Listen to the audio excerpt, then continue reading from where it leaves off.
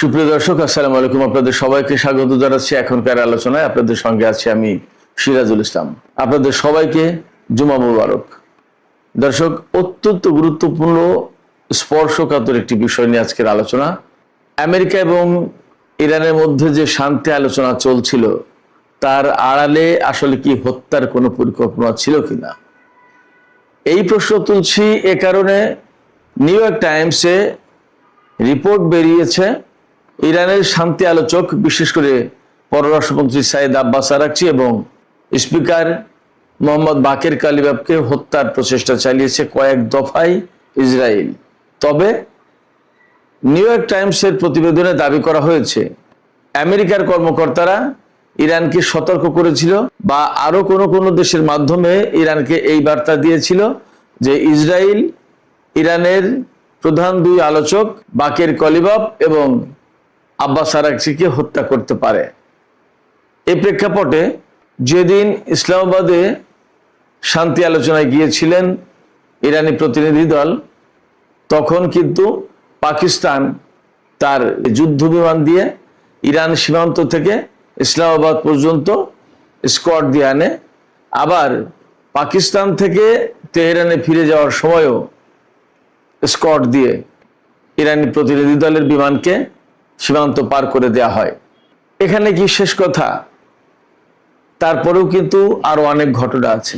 ইরানের আকাশ সীমায় প্রবেশের পর ইরানের বিমান কি নিরাপদ ছিল? তারপরে কি হয়েছিল? এমনকি সুইজারল্যান্ডের ব্যাপারে ব্রাজিলের আন্তর্জাতিক খ্যাতি সম্পন্ন সাংবাদিক পেপে এসকোবার, তিনি কিন্তু দাবি করেছিলেন যে পাকিস্তানের সেনাপ্রধান ফিল্ড মার্শাল আসিম মুনিরকে হত্যার পরিকল্পনা করেছিল ইসরায়েল।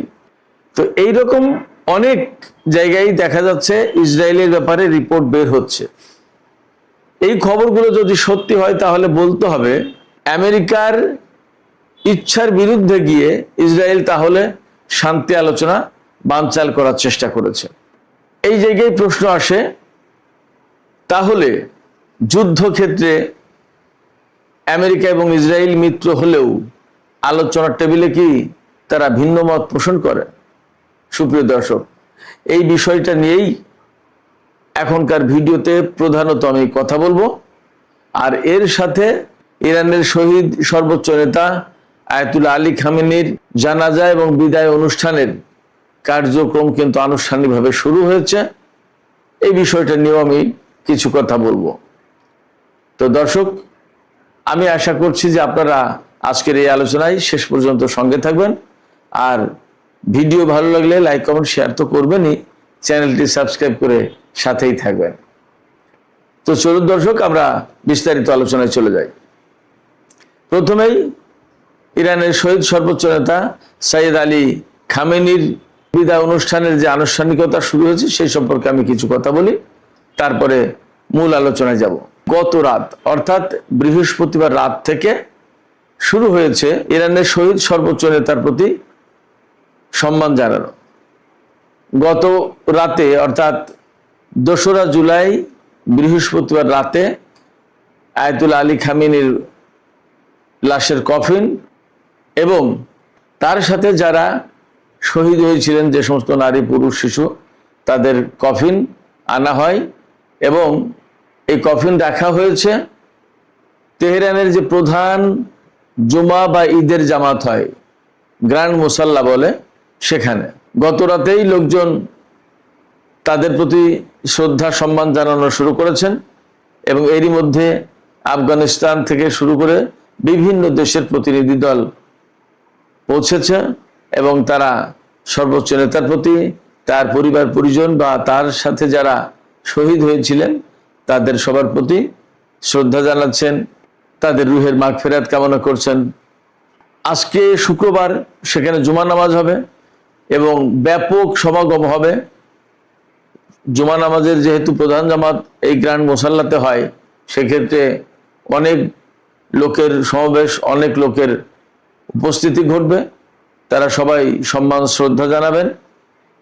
ইরানের প্রেসিডেন্ট মাসুদ পেজিশকিয়ান এরই মধ্যে জনগণের প্রতি আহ্বান জানিয়েছেন যে সর্বস্তরের দল মত নির্বিশেষে, ধর্ম, বর্ণ, বয়স, শ্রেণী, পেশা, সমস্ত সবকিছুর ঊর্ধ্বে উঠে সব ধরনের মানুষকে এই সম্মান, শ্রদ্ধা এবং বিদায় জানানোর অনুষ্ঠানে উপস্থিত হওয়ার আহ্বান জানিয়েছেন। তিনি বলেছেন, এর মধ্য দিয়ে সাম্রাজ্যবাদী শক্তি বা যারা আগ্রাসী শক্তি বা যারা আমাদের প্রাণপ্রিয় সর্বোচ্চ নেতাকে হত্যা করেছেন, মাসুদ পেজেশকিয়ান বলেছেন এভাবে, তাদের প্রতি কঠোর বার্তা দেয়া হবে যে এত কিছুর পরে তাদের আগ্রাসনের মুখে, তাদের হামলার মুখে, তাদের হত্যাকাণ্ডের মুখে আমরা ইরানি জাতি এক এবং অভিন্ন এবং ঐক্যবদ্ধ।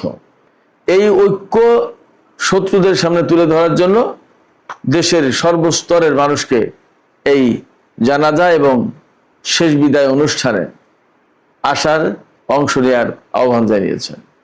রাশিয়া থেকে শুরু করে 30টি দেশের প্রতিনিধি দল এখন পর্যন্ত তেহরান পৌঁছেছেন। ইরান সরকার আশা করছে যে প্রায় 100টি দেশের প্রতিনিধি দল যাবে এই জানাজা বা বিদায় অনুষ্ঠানে অংশ নিতে। আমাদের বাংলাদেশ থেকেও প্রতিনিধি দল যাচ্ছে, স্পিকার, জাতীয় সংসদের স্পিকার যাচ্ছেন, তারপরে বিরোধী দল অর্থাৎ জামাতের নেতারা যাচ্ছেন, এনসিপির নেতারা যাচ্ছেন শুনলাম, আরো বিভিন্ন পর্যায়ের লোকজন যাচ্ছেন। সারা বিশ্ব থেকে এইভাবে মানুষ হবে। ইরান সরকার ধারণা করছে এবং সেইভাবে প্রস্তুতি নিয়েছে, তেহরানে অন্তত 2 কোটি লোকের উপস্থিতি ঘটবে এই জানাজা এবং শেষ বিদায় অনুষ্ঠান উপলক্ষে। তাতে বিশাল বিরাট ভিড় হবে এবং সেইভাবেই ইরান সরকার সমস্ত ট্রাফিক কন্ট্রোল করার ব্যবস্থা করেছে। এমনকি 7 তারিখে সম্ভবত তেহরানে বিমানের ফ্লাইট মনে হয় নিষিদ্ধ করা হয়েছে, মানে আকাশসীমা বন্ধ রাখা হবে। তার আগেই সমস্ত প্রতিনিধি দল সবাই পৌঁছে যাবে। তো যাই হোক, সর্বোচ্চ নেতার প্রতি আসলে সারা বিশ্বের মানুষের যে ভালোবাসা ছিল সেটা তো আমরা দেখতেই পাচ্ছি। সেই ভালোবাসা, সেই শ্রদ্ধা, সম্মানের অংশ হিসেবেই বিপুল সংখ্যক মানুষ সারা বিশ্ব থেকে, বিশ্বের বিভিন্ন প্রান্ত থেকে, বিভিন্ন জনপদ থেকে ছুটে আসবেন শেষ বিদায় অনুষ্ঠানে, জানাজা অনুষ্ঠানে, অনেকেই দাফন অনুষ্ঠানেও অংশ নেবেন। সর্বোচ্চ নেতার জানাজা হবে রাজধানী তেহরানে, কোমে, তারপরে ইরাকের বাগদাদে, কারবালায় এবং নাজাফে। তারপরে সর্বশেষ অর্থাৎ ওনার শেষ যাত্রা হবে মাসাদে। এই মাসাদ শহরেই তিনি জন্মগ্রহণ করেছিলেন।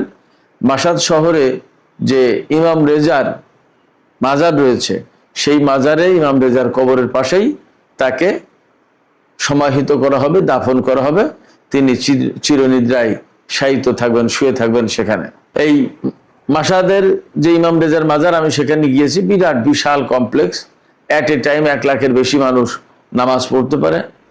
বিরাট ব্যাপার, এটা আসলে না দেখলে কল্পনা করা যাবে না। যেমন দর্শনীয় স্থান, তেমনি ইমাম রেজার মাজারে মানুষের প্রচন্ড ভিড় থাকে প্রতিদিন। বিশ্বের বিভিন্ন প্রান্ত থেকে বিশেষ করে শিয়া মাযহাবের লোকজন আসে। এছাড়া প্রচুর পরিমাণে পর্যটক আসে ইরানে, তারাও ইমাম রেজার মাজার মাসাদে যান, দেখতে যান। বিরাট ব্যাপার। যাই হোক, সুপ্রিয় দর্শক, আমি শেষ বিদায় এবং জানাজা অনুষ্ঠানের আলোচনা এখানে শেষ করে আমি এবার মূল আলোচনায় যাচ্ছি। মূল আলোচনাটা হচ্ছে এই যে ইরানের পররাষ্ট্রমন্ত্রী সাইয়েদ আব্বাস আরাকচি এবং জাতীয় সংসদের স্পিকার বাকের কলিবফ, তাদের 2 জনকে ইসরায়েল দফায় দফায় হত্যার প্রচেষ্টা চালিয়েছে বলে বিভিন্ন গণমাধ্যমে খবর আসছে, সামাজিক যোগাযোগের মাধ্যমেও এর আগে খবর ছড়িয়েছে।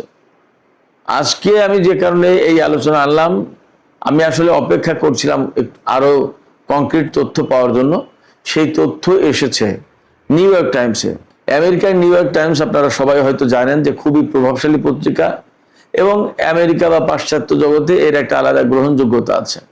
এই নিউ ইয়র্ক টাইমস পত্রিকা খবর দিচ্ছে এখন যে যখন শান্তি আলোচনা চলছিল ইসলামাবাদে, বা শান্তি আলোচনা চলবে, তখন ইসরায়েল বাকের কালিবফ এবং আব্বাস আরাকচিকে হত্যার পরিকল্পনা করেছিল। এই বিষয়টা মার্কিন কর্মকর্তারা জানতে পারেন। জানতে পারার পরে তারা সরাসরি ইরানকে নয়, বাট পাকিস্তান এবং কাতার বা আরো কোনো দেশের মাধ্যমে ইরানকে বিষয়টা জানানোর ব্যবস্থা করে, যাতে ইরান সতর্কতামূলক ব্যবস্থা নেয়। এই জায়গায় প্রশ্ন আসছে যে আমেরিকা ইরানকে সতর্ক হতে বলল, কিন্তু ইসরায়েল তো তার মিত্র, আমেরিকার মিত্র। ইসরায়েলকে আমেরিকা কি বলেছিল? নিউ ইয়র্ক টাইমস বলছে যে আমেরিকা ইসরায়েলকে বলেছিল যে এই কাজ করো না, তোমরা খবরদার এই কাজ করো না। যদি তাদেরকে হত্যা করা হয় তাহলে আলোচনার মতো কোনো লোক আর থাকবে না এবং আলোচনা আর হবে না। তাহলে কি হতো? তাহলে প্রচন্ড রকমের যুদ্ধ হতো, এতে কোনো সন্দেহ নেই। আমি একটু পরে সে কথা বলছি। আমরা সবাই জানি যে এপ্রিলের 7 তারিখে যুদ্ধবিরতির ঘোষণা দেয়া হয়। এপ্রিলের 11 তারিখে রাজধানী ইসলামাবাদে, পাকিস্তানের রাজধানী ইসলামাবাদে ইরান এবং আমেরিকার মধ্যে 47 বছরের ইতিহাসে প্রথমবারের মতো একেবারে সরাসরি বৈঠক অনুষ্ঠিত হয়। ওই বৈঠকে অংশ নিয়েছিলেন প্রধান আলোচক হিসেবে স্পিকার মোহাম্মদ বাকের কলিবাফ, সাথে তো অবশ্যই ছিলেন আব্বাস আরাকচি। এছাড়া আরো অনেক লোকজন ছিলেন। মোট 47 জনের একটি প্রতিনিধি দল ইসলামাবাদে আসে ইরান থেকে আলোচনার জন্য। এর ভিতরে ইরানের নিরাপত্তা গোয়েন্দা কর্মকর্তা থেকে শুরু করে বিভিন্ন পর্যায়ের লোকজন ছিলেন এবং ওই আলোচনায় ইরান এসেছিল আসলে খুবই আন্তরিকভাবে, যে এই আলোচনার ভেতর দিয়ে একটা বড় শান্তি চুক্তি অর্জন করা যায় কিনা সেই চেষ্টা। কিন্তু ইসরায়েল সেখানে বাদ সাধে কেন? ইসরায়েল বাদ সাধে এই কারণে যে আসলে শান্তি আলোচনা যদি হয়, যুদ্ধবিরতি যদি চূড়ান্ত হয়, তাহলে ইসরায়েল যা যা চাইছে সেগুলো আর হবে না। প্রশ্ন হচ্ছে ইসরায়েল কি চাইছে? ইসরায়েল চেয়েছে যে তারা ইরানের সরকার একদম পরিবর্তন করে ফেলবে। ইরানের পরমাণু কর্মসূচি অবশ্যই ধ্বংস করতে হবে, ইরানের ক্ষেপণাস্ত্র কর্মসূচি অবশ্যই ধ্বংস করতে হবে এবং আঞ্চলিক যে প্রক্সি ফোর্স বলে যেটা পরিচিত, অর্থাৎ ইয়েমেন, সিরিয়া, ইরাক, লেবানন এবং গাজার যে সমস্ত প্রতিরোধকামী সংগঠন আছে, এই সংগঠনগুলোকে একেবারে ধ্বংস করে দেওয়া হবে। এই লক্ষ্যগুলো অর্জন না করা পর্যন্ত ইরানের সাথে কোনো আলোচনা নেই। এবং ফ্যাক্ট হচ্ছে এই লক্ষ্যগুলো অর্জন হলে ইরানের সাথে তো আলোচনার কোনো প্রয়োজন ছিল না। সেই জন্য ইসরায়েল চেয়েছিল যে এই হত্যাকাণ্ড ঘটিয়ে, মানে নিউ ইয়র্ক টাইমসের দাবি অনুযায়ী বা প্রেক্ষাপট যা বলে সেই অনুযায়ী, এই হত্যাকাণ্ড ঘটিয়ে আলোচনা একেবারে বানচাল করে দেয়া, যাতে আর কোনো আলোচনা না হয়। আমি ব্যক্তিগতভাবে মনে করি যে দুই পক্ষের লক্ষ্যই মূলত এক। তারপরেও আমরা দেখতে পাচ্ছি এরা দুই পক্ষ নানান সময়ে নানান রকমের প্যাচ লাগায়, কোনটা ইসরায়েল কোনটা আমেরিকা বোঝা মুশকিল হয়ে যায়। আবার কখনো কখনো দেখা যায় যে এইটা ইসরায়েল এইটা আমেরিকা, তাদের দুজনের সম্পর্ক নেই, এমন একটা ভাব। যেমন এখন ইসরায়েলের নেতানিয়াহুর সাথে মার্কিন প্রেসিডেন্ট ডোনাল্ড ট্রাম্পের অনেক তর্ক বিতর্ক হচ্ছে, গালিগালাজ করছে, আবার তাদের সাথে তাদের সম্পর্ক ঠিকই আছে। যেমন এই যে বাহরাইন থেকে ৫ম নৌবহরের ঘাটির একটা বিরাট অংশ ইসরায়েলে সরিয়ে নেবে, তার মানে কি? যত যাই কিছু হোক, ইসরায়েল তো তার সেই বিশ্বস্ত মিত্র। যাই হোক, আব্বাস আরাকচি এবং বাকের কালিবাফ তাদেরকে যদি হত্যা করা হতো তাহলে কি হতো? তাহলে একটা কথা একেবারে নিশ্চিত, ইরান ভয়াবহ জবাব দিত, ভয়াবহ প্রতিশোধ দিত। কারণ হচ্ছে কি, একেবারে সর্বশেষ বাতিঘর বলা যায়, তো তাদেরকে হত্যা করে ফেললো। আব্বাস আরাকচি আর বাকের কালিবাফ আন্তর্জাতিক সম্প্রদায়ের প্রতি সম্মান জানিয়ে এই দুইজন ব্যক্তি আলোচনায় গিয়েছিলেন। যখন শান্তির দূত বা আলোচকদেরকে হত্যা করা হয়, তখন সেখানে কিন্তু যুদ্ধ অনিবার্য হয়ে পড়ে এবং তখন ইরানের সামনে একদম পরিষ্কার হয়ে যেত যে আসলে এরা যুদ্ধ চাই, এরা শান্তি চায় না, এবং শান্তির কথা বলেও ডেকে নিয়ে গিয়ে আমাদের নেতাদেরকে, আমাদের কর্মকর্তাদেরকে, মন্ত্রীদেরকে হত্যা করছে।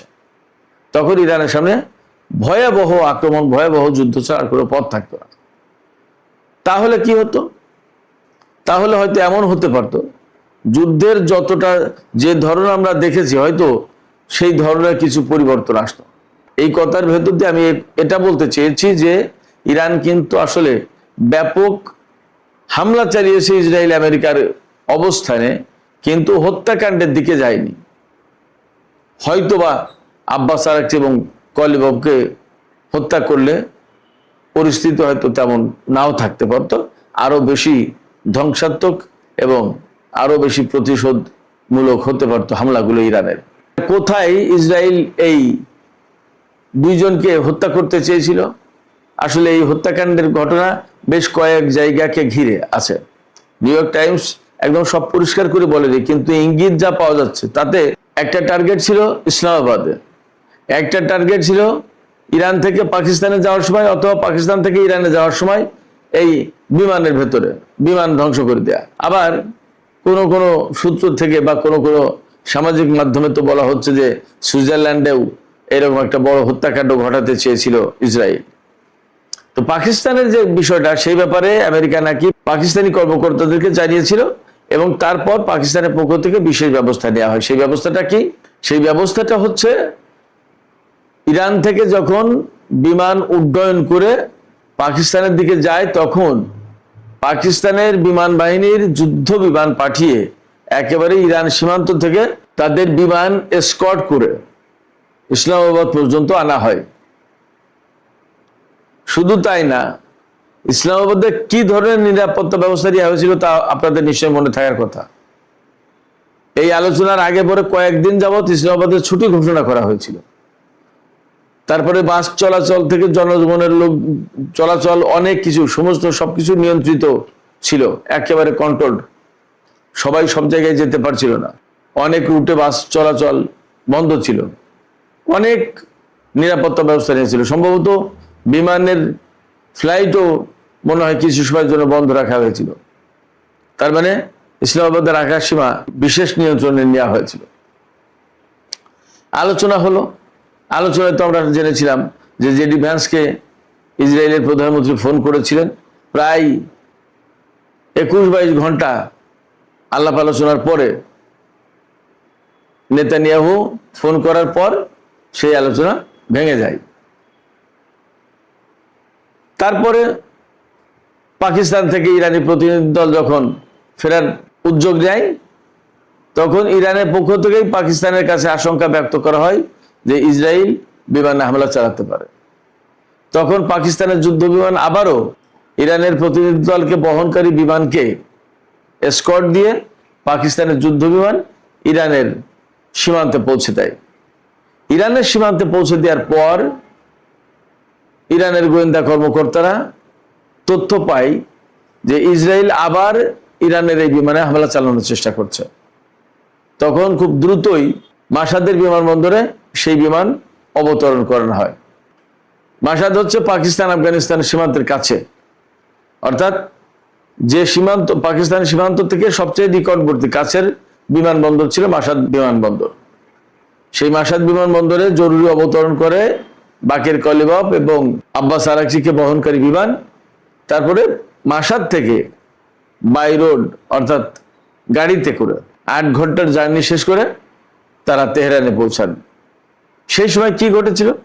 ইরাক থেকে 2টো যুদ্ধ বিমান ইরানের আকাশে প্রবেশ করে। নিউ ইয়র্ক টাইমসে এই কথা বলা হচ্ছে। এবং সেই যুদ্ধ বিমান মূলত হামলা চালাতে চেয়েছিল এই বাকের কলিবাব এবং আব্বাস আরাকচিকে বহনকারী বিমানে।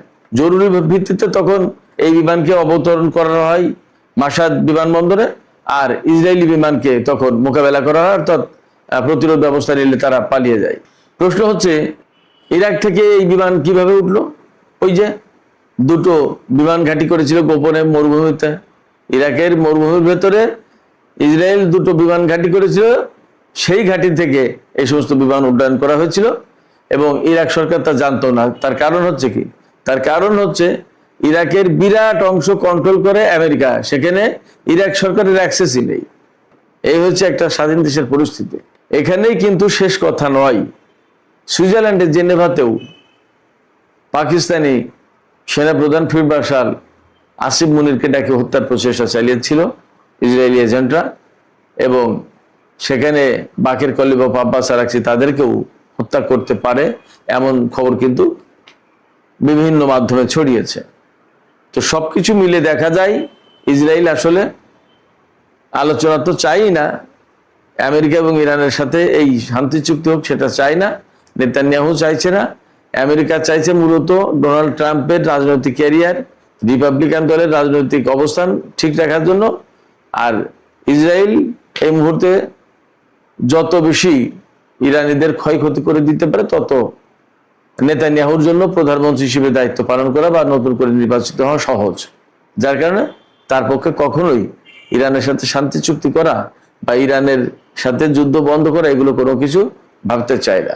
তবে এটা ঠিক যে এই ধরনের নতুন হত্যাকাণ্ড ঘটলে ইরান অবশ্যই তার জবাব দেবে, এবং ইরান খুব সম্প্রতি তো বলেছে যে সর্বোচ্চ নেতা থেকে শুরু করে যে সমস্ত ব্যক্তিকে হত্যা করা হয়েছে তাদের প্রাণের বিনিময়ে যে প্রতিশোধ হয় সেই প্রতিশোধ নেওয়া হবে, এটা ইরান কখনো ভুলে যাবে না। আমরা দেখি এবং আমরা অপেক্ষা করি আসলে ভবিষ্যতে কি হতে যাচ্ছে। তবে একথা ঠিক যে মধ্যপ্রাচ্যে আসলে চুক্তি দিয়ে কখনো শান্তি প্রতিষ্ঠা হবে এটা বিশ্বাস করা খুব কঠিন ব্যাপার। কারণ যে আদর্শ, যে মতদ্বন্দ্ব, যে মতভেদ, সেগুলো চুক্তি দিয়ে সমাধান করার যোগ্য বলে মনে হয় না। সুপ্রিয় দর্শক, আজকের আলোচনা এখানেই শেষ করতে চাই। আলোচনা শেষের আগে আমি আপনাদের কাছে জানতে চাই, আমার কাছে তো মনে হয় যে মধ্যপ্রাচ্যে বিশেষ করে ইরানের সাথে আমেরিকা এবং ইসরায়েলের যে সংকট, এই সংকট আসলে চুক্তি দিয়ে সমাধান করা খুব কঠিন। সেক্ষেত্রে হয়তোবা যুদ্ধ অনিবার্য। আপনাদের কাছে কি মনে হয়? যুদ্ধ তো হয়েছে কয়েক দফা, আপনারা কি মনে করেন যে কূটনীতির ভেতর দিয়েই সমাধান হবে এর, অথবা আবার যুদ্ধ শুরু হবে? কি মনে হয় আপনাদের? আপনাদের মতামত কমেন্টে জানাতে পারেন। আর ভিডিও ভালো লাগলে আবারও বলি, লাইক কমেন্ট শেয়ার করবেন এবং চ্যানেলটি সাবস্ক্রাইব করে সাথেই থাকবেন। সুপ্রিয় দর্শক, আপনাদের সবাইকে অনেক অনেক ধন্যবাদ। আল্লাহ হাফেজ, জুমা মুবারক।